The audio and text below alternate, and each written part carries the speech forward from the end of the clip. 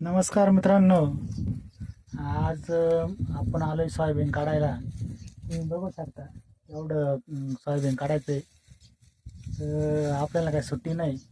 सांगायचं तुम्हाला एवढंच आहे का, शाळा शिका आणि चांगल्या नोकरी लागा. एव्हा मी शाळा शिकलो नाही, 12वी फेल झालो. या आम्हाला आईने इकडं असं इकडा दिलं हातातून, चाललंय गुणातानाचं काम करायचं काम. तेव्हा तुम्ही जे पोरं शाळा शिकायचे आहे त्यांनी बस स्टँडवर नाही हिंडता आपल्या शाळेत लक्ष द्या. कारण आता तुम्ही लक्ष दिलं तर तुमचं पुढचं जीवन सुरळीत जाईल, नाहीतर मग पुढचे जीवन लय अवघड आहे भाऊ. हे असा इगळा घ्यावा लावतंय आणि ऊन ताण बेकार फार, सांगू शकत नाही आणि काही करू शकत नाही.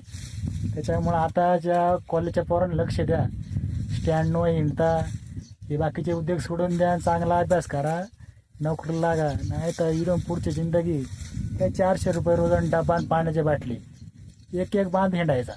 आज याच्याकडे उद्या त्याच्याकडं. हे बा आमची आई आम्हाला सांगायची शाळा शिक शाळा शिक. तेव्हा काय लय गुरमीतनं रक्त लय गरम. आम्ही कायच ऐकतोय, ऐकलं नाही. जिंदगी पार अशी आता झाली ना, असं वाटत आहे तेव्हाचा क्लास बरा होता, तेव्हा शाळेत गेलो असतो तर बरं झालं असतं. तेव्हा शाळेत दांडी मारते, खिडकीतून पळायचो दप्तर टाकून. आता काय सांगू शकत नाही कोणाला, आता दिवस निघून गेले ना, आता काय शाळेत घेणार नाही आम्हाला.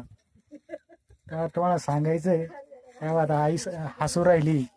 अरे काय करणार, पर्यायच ना आपल्या पुढे, ना करावंच लागणार आहे. हे पा एवढा डोंगर सूर्य तयार झालाय ना, टोपी वल्ली झाली, विषय नाही. तर मित्रांनो, आता तुम्ही शाळेत लक्ष द्या, चांगलं शिका, नाहीतर हाय सोयाबीन टू सोयाबीन. धन्यवाद.